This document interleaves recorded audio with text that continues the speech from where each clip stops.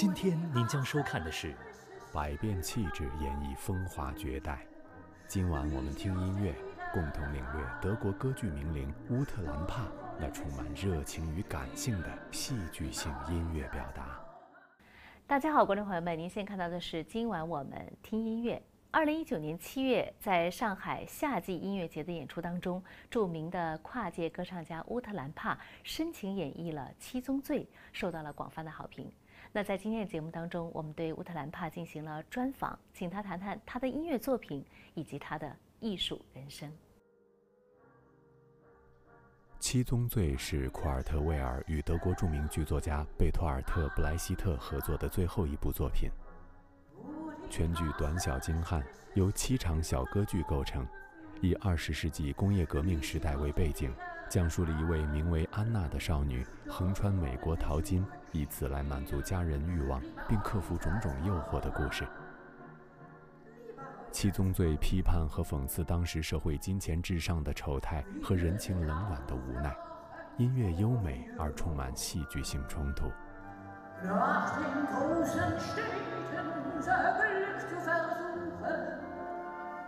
It's the last collaboration between Brecht and Weill. It's written in France, in Paris, and it was originally a ballet. I love the music because it is, I think, in a musical context, one of the most succeeded collaborations between Brecht and Weill. It is very symphonic, and the movements of the strings are just gorgeous. And I have the best seat in the house because I'm right next to the string section, next to the conductor. It really is a pleasure to live in the middle of this performance. It's a reflection of the exploitation in the capitalist society. So they go through 7 different cities. And the story is told by Anna One, but it's in the context of Sigmund Freud. There is a subconsciousness and the brain, the reason, the overego and the underego in the Freud context. 原剧中，库尔特·魏尔进行了双面安娜的设定，一面呈现现实主义，另一面则表现理想主义。在芭蕾舞音乐剧的版本中，2个安娜分别由2组演员来饰演。而在上交版本的七宗罪中，则是由乌特兰帕一人分饰2角。对于现实主义和理想主义结合体的舞台尝试，乌特兰帕认为这是一种令他十分尽兴的演绎方式。Originally it was a ballet, so Anna One was the singer, the reasonable, the manipulator, and Anna Two was the dancer, the sub-ego, the one who was tempted to sin, tempted to love and to eat, and was the hedonist, the one who wanted to, but to commit the sins. So it's a struggle. In the concert version, I have to be both. It's a struggle between the brain and the temptation.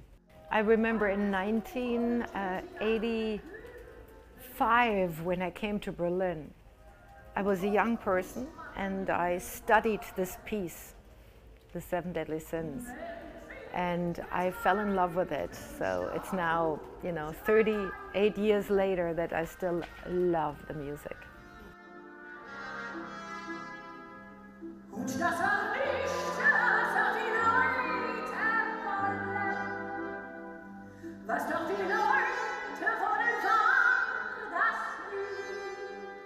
It depends on the repertoire that I sing. Like this piece of Brecht music is a very expressionist piece.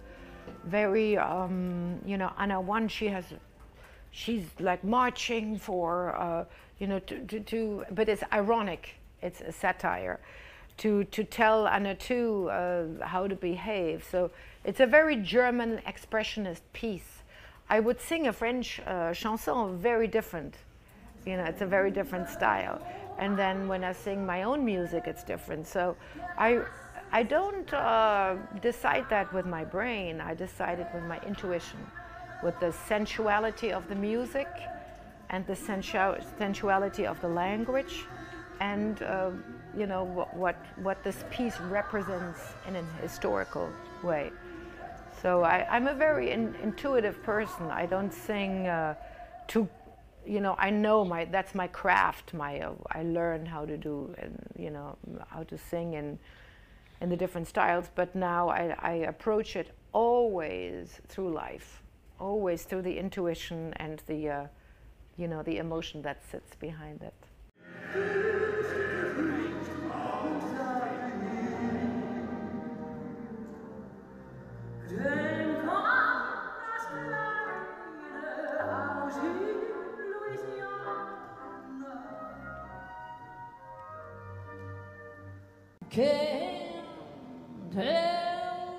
乌特兰帕曾经与上交室内乐团共同演绎了其专辑《9个秘密》。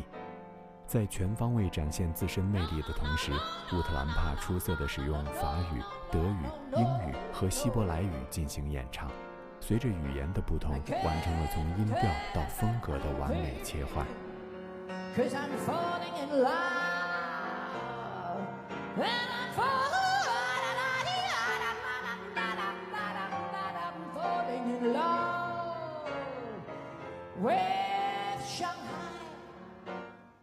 We performed that piece here in the Symphony Hall, the Paolo the Nine Secrets. It was incredible, you know. You know, it is a challenge to put literature into music, and it's not easy because you create a new dimension to it, which is music. And I had a triptychon, a triple attempt to bring music to literature. The first one was Charles Bukowski, then Pablo Neruda, the Chilean poem. Now I'm done. but I think it's interesting to, if you really are serious about it, and you don't with the music, you don't make it some kind of a statement, too personal. It has to just elevate the literature into, you know, the universe. It has to just make it it has to give it another star. And I am a very serious artist on stage, so I'm not trying to banalize it. I'm not trying to make it cheap. I just try to bring one aspect of human expression to it, which is through singing and through the beauty of speaking it.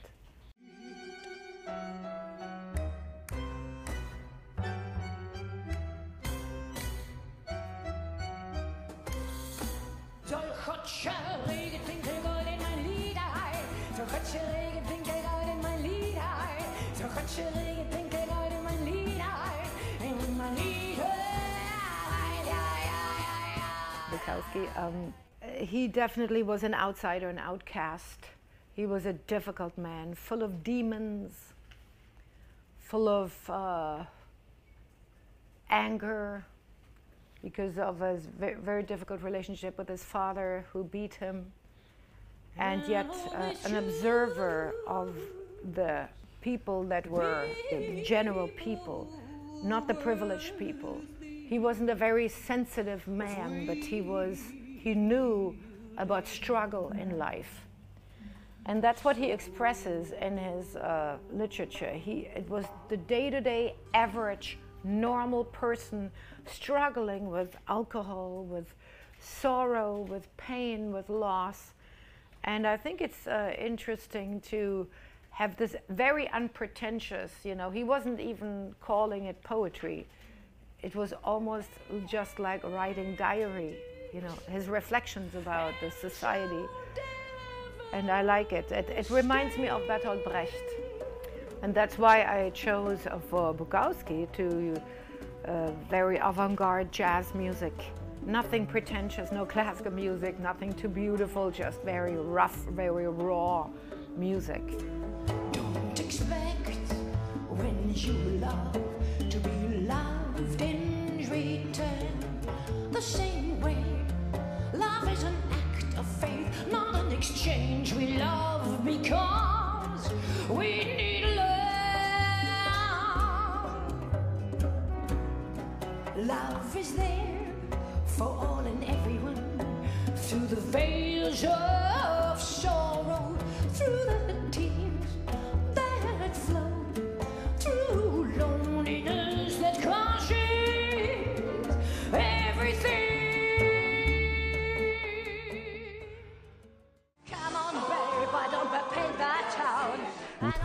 生于德国，之后移居美国，并在纽约扎根。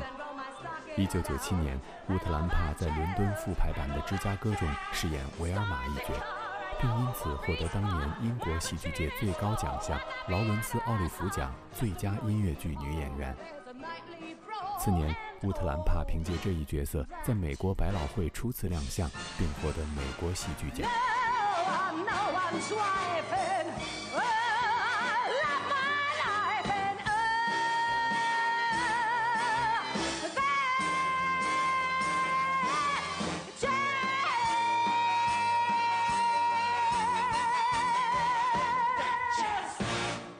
Yeah, I mean, you know, my music is different. Like it's not, it's more contemporary. It's not like Kurt Weill, like a traditional chanson.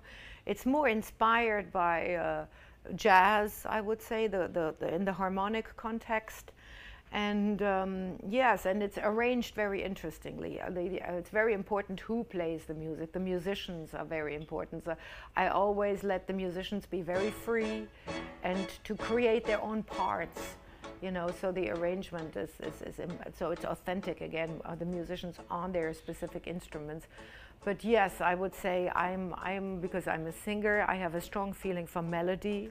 Yes, and the word expresses the emotion. Yes, of course. I mean, the music is emotional, but also it really is fun. My music is a bit more fun than the chanson because I just like want to, you know, enjoy it. Yeah, again, here the French were incredible artists putting poetry in music. And there is the element of realism, les chansons réalistes. In this French style, there's always this element of using words to describe in metaphors you know, the search for happiness and the search for sense.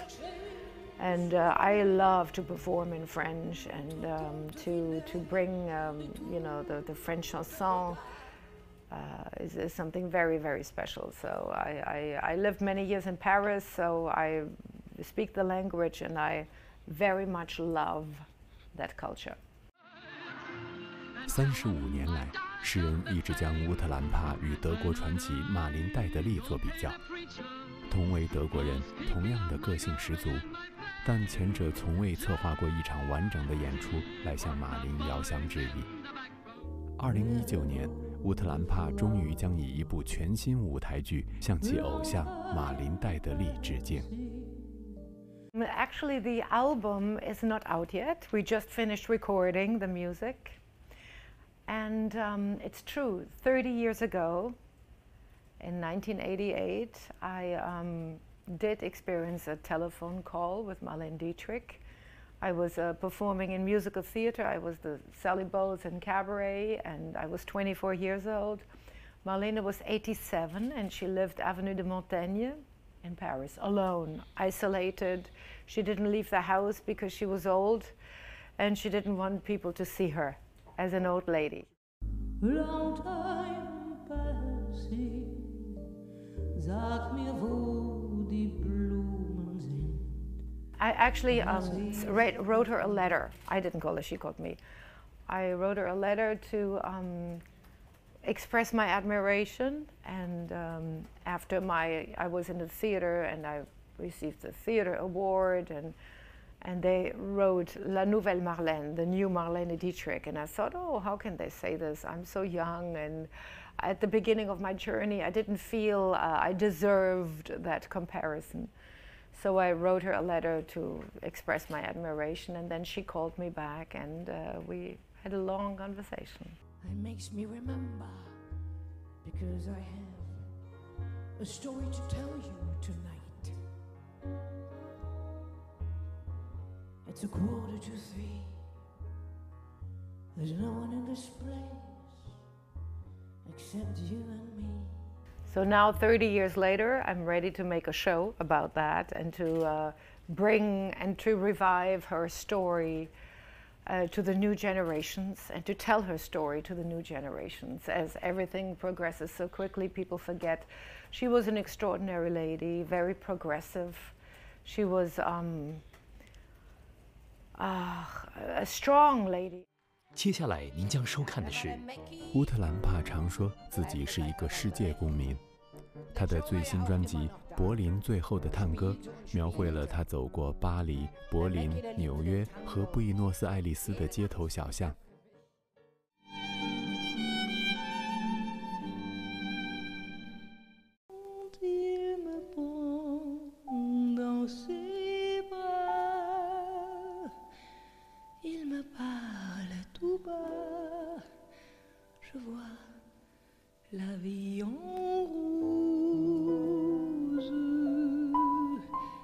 除了马林·戴德利，名曲《玫瑰人生》的演唱者伊迪丝·皮亚福同样是乌特兰帕的仰慕对象。和皮亚福一样，乌特兰帕也从来不满足于那些对于美好事物的歌唱，更吸引他的是其中所表达的对于生活的渴望和探求。Well, she was the opposite of Marlene Dietrich. You know, she was sensitive, broken. She was poor. She wasn't glamorous, but she was real. She was a great representative of the French tradition of singers and poets. Piaf was just like unique because she had such a difficult life, and she was in the streets. She sang in the streets, and you could see, you know, that there was so much suffering in her life that it was very authentic when she sang, and told the stories about, always the stories about losers, never winners, always about the losers.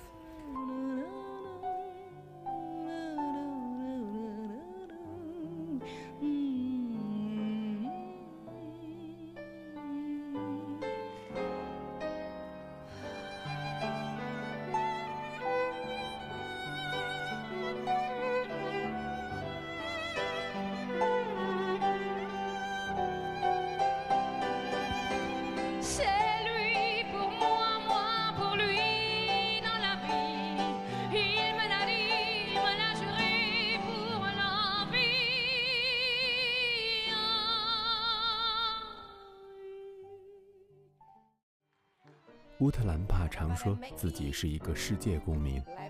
他的最新专辑《柏林最后的探戈》描绘了他走过巴黎、柏林、纽约和布宜诺斯艾利斯的街头小巷，寻访音符传奇的经历，并以此向阿根廷探戈音乐大师阿斯托尔·皮亚佐拉致敬。Well, you see, for me it was very adventurous because I'm not Latino. I'm not from South America. It was for me a visit in a different world. Not easy to sing in Spanish and to feel the tango. It really is an Argentinian art. But again, I mean, my root repertoire is the German Expressionism of Brecht, Weil, the Weimar Republic. So there is always the element of poetry, but very naked poetry, very poetry about you know, the decadent society, poetry about the misery of people, the cities, desire to escape. All of that, you can find there are similarities in the French repertoire, the Argentinian tango poetry, Berlin, Brecht, what you see here in the 786. So it's the expressionism in it that I can relate to. But it's not, for me it was a visit in a different world. You know, the bandoneon, the tango instrument, it's created in Germany. It was originally an instrument for church to replace the org. And then it didn't, you know, it didn't become popular in Germany, and then it was brought to Argentina, and they thought it's an accordion, but it was a bandoneon to really replace the sound of the org. So it's very interesting. In Argentina is many German immigrants, and there is like a sense of European culture. And Piazzolla studied in Paris, and he was home in New York. So Piazzolla took the tango and brought it out into the world. So I thought I could relate to that. 在所有戏剧表演中，音乐剧的风格是最为多元，也最为考验着一个演员的各项基本功。作为全能型的音乐剧演员，乌特兰帕不仅有着出众的唱功与舞技，更兼具惟妙惟肖的演技。也正因为这三者合一的能力，才能让乌特兰帕凭借芝加哥大获成功。Well, you know, I love movies, and I love to watch it. I find it a great tool to tell stories. I love it maybe even more than theater. But for myself, I am a musician at heart, so to live without music is very difficult for me. And when I shot the movies on the set for 2 months, and I liked it, but it's a lot of waiting around. Oh my God, you wait a whole day for one scene, and it's just like very unsatisfying process. I was very missing music very much, so I figured out after doing a lot of movies when I was younger, I'm more happy in the world of music. Music is just more satisfying to me. But I like the medium, you know, I like what you can do with movies nowadays. It's just such a great contemporary way to tell stories and to get into somebody's inner spirits and to tell about the societies, and it's just a great tool to tell stories, contemporary. Ultimately more exciting for the young generations than theater. Sag mir, wo die Blumen sind. Mädchen flüchten sie geschwind, verstehen. 以上您看到的就是今天节目的全部内容，非常感谢各位的收看，让我们下一次节目再见。下期您将收看的是电影《随烟而散》，讲述了女主人公梦烟短暂坎坷的一生，以及发生在她身上的凄美爱情故事，试图引发观众对于人生的思考和遐想。